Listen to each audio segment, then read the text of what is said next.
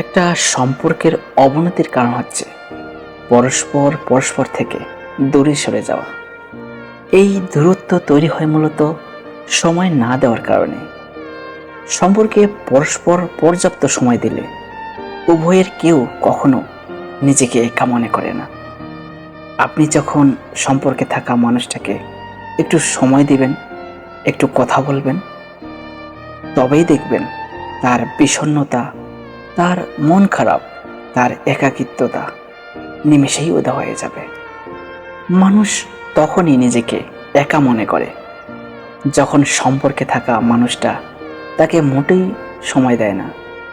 মানুষ সম্পর্কে জড়ায় নিজেকে ভালো রাখতে, আর সেই সম্পর্কই যখন তার মন খারাপের কারণ হয়ে দাঁড়ায়, তখন সে হতাশায় ভুগতে থাকে। সম্পর্কের মানুষটাকে সময় দিলে আপনার সময় নষ্ট হয় না, বরং সম্পর্ক আরও গভীর হয়। আপনি নিজেই যদি উদাসীন থাকেন, সম্পর্কের মানুষটা কেন অসহায় এত সেটা যদি বোঝার চেষ্টা না করেন, তবে সে আপনার সাথে কেন সম্পর্ক রাখতে চাইবে? শুধুমাত্র ভালোবাসো বলে?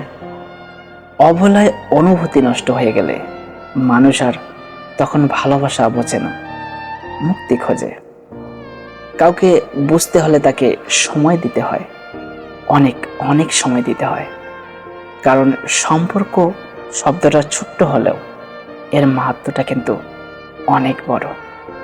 তার সাথে কথা বলতে হয়, তাকে একা লাগতে দিতে হয় না। সম্পর্কে আপনি যতই যত্নবান হন না কেন, যদি সম্পর্কের মানুষটাকে সামান্য সময়টুকু দিতে না পারেন, তবে আপনার সমস্ত প্রচেষ্টাই বৃথা।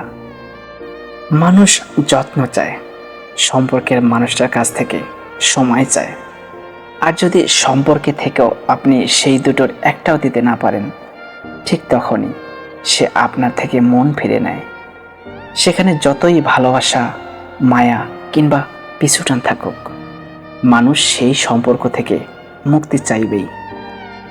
জীবন সুন্দর হয় যদি সম্পর্কের মানুষটা সঠিক হয়, মানুষটা যদি শুদ্ধ হয় এবং একমাত্র একটা সত্য মানুষ, একটা খাঁটি মানুষ একটা সম্পর্কের সঠিক পরিণতি দিতে পারে।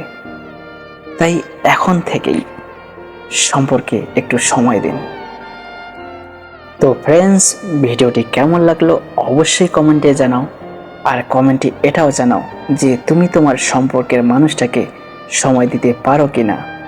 যদি সময় দিতে না পারো, এখন থেকে সময় দিতে চেষ্টা করো, দেখবে সম্পর্কের মানুষটা অনেক খুশি হবে।